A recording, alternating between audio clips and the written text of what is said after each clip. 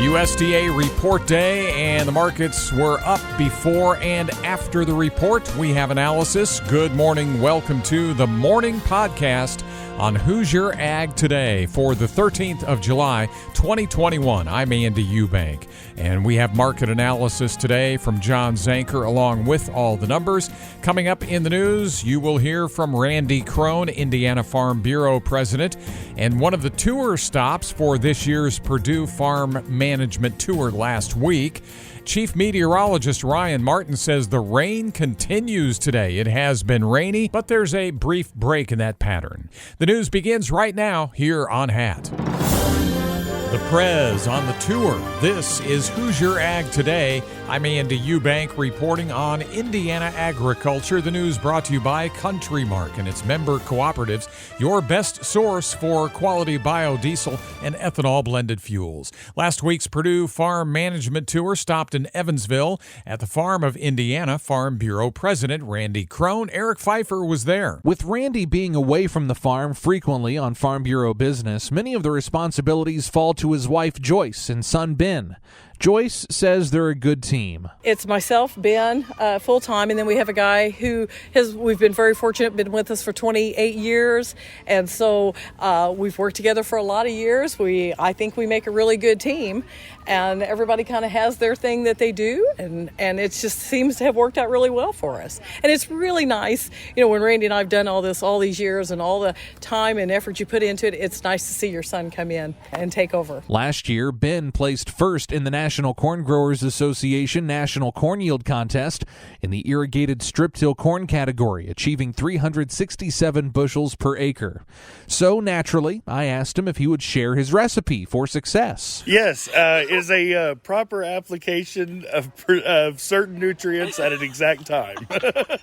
Okay, so he's not going to give away all his trade secrets. He did say that the contest was a good learning experience and is helping them make decisions on the rest of their corn. There's obviously a lot of different applications we make, and through it we were able to figure out which of these really paid and which of them we were doing just because it was a high yield contest. So there was a lot of different things and applications and timings of applications that we were able to tweak and change, and actually made us a lot more efficient in what we're doing. During the Purdue Farm Management Tour, Randy spoke about the importance of getting involved and establishing relationships with government officials. Randy has served as president of Indiana Farm Bureau for the past 5 years. I'm Eric Pfeiffer. In your business, you move dirt, build roads, grow crops, deliver products, and you deserve our very best. Premium Diesel X4 on- and off-road diesel fuel only from CountryMark. No other fuel brings more to the job. High cetane for better engine performance, more lubricity, detergency to keep fuel injectors clean, and stabilizers for longer fuel life. Ask your CountryMark branded dealer for the fuel that works as hard as you do. Premium Diesel X4. When planning to repair or renovate a farm or home accessory building, there are many factors to consider. Dan Nyberg, training manager for Morton Buildings, offers some helpful guidelines to help your building look new again. Dan? Well, first of all, make a realistic evaluation of the cost and the ultimate use of the building. Will the end result provide the best solution for your building use for the long term? Or would it be more cost effective to construct a new building?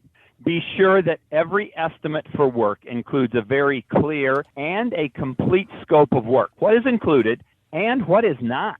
For any portion of the work you expect to perform yourself, hard as it is, be realistic about the time and materials that work will require and the time frame the project fits in. And build in a fudge factor in your budget to cover issues discovered in the middle of the project.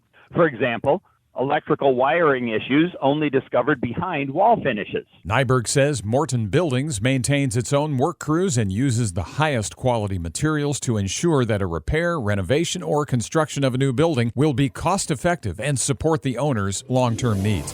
For information, visit mortonbuildings.com/repairs. I'm Andy Eubank, Hoosier Ag Today, Indiana's Farm Network.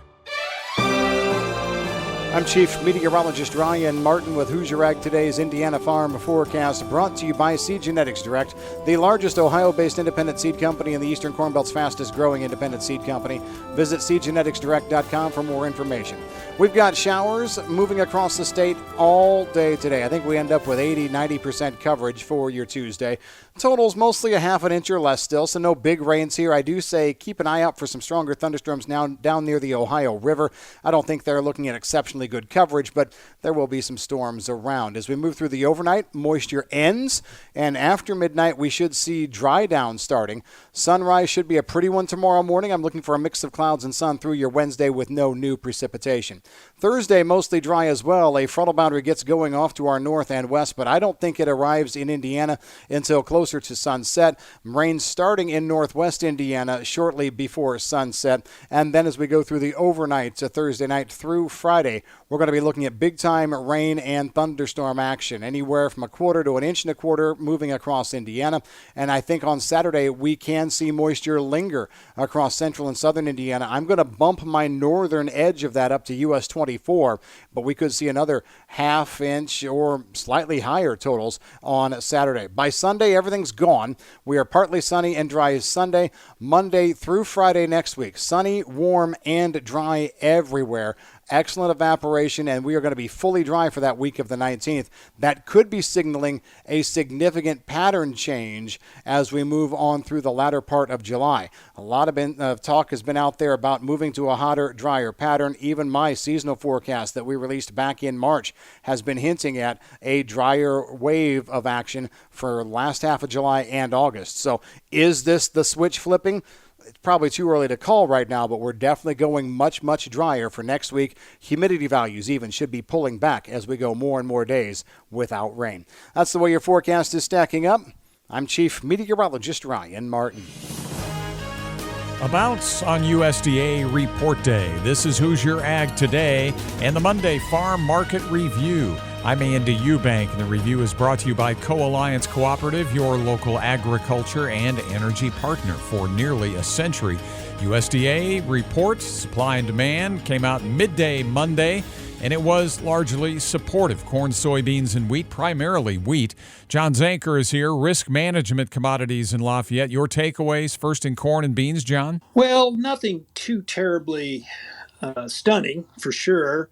Old crop came down just a little bit, and that helped take the new crop number, or not let the new crop number go up as much. We took the new crop number up to 1.432 billion, and that was up from 1.357 last month. So nothing terribly significant, and that basically all came from the higher acreage number that we got on the 30th. So higher production number, but they increased feed and they increased exports. And that export increase came from a reduction of 5.5 million tons in the Brazilian crop, down to 93 million tons, which we think is still too high.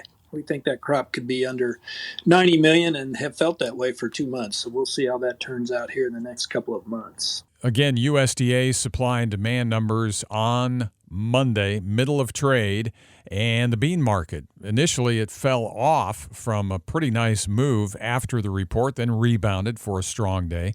What was in that bean balance sheet that USDA? Well, Andy, we saw no changes in the U.S. old crop or new crop carryout numbers. Old crop kept at 135 million, new crop at 155 million. I think the initial weakness probably came from the world supply and demand, where we saw the ending stocks number for the 21-22 marketing year raised up to 94.49 million tons.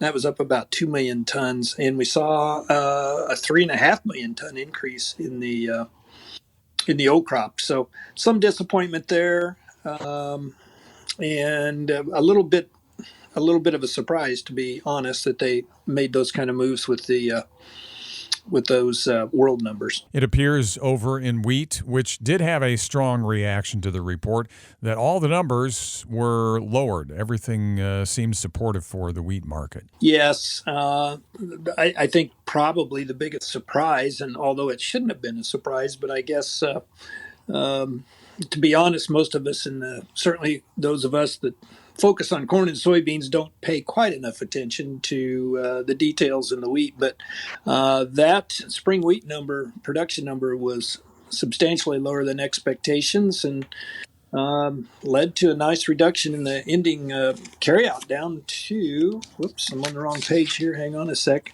We got that carryout down to 665 million, and that's down from 770.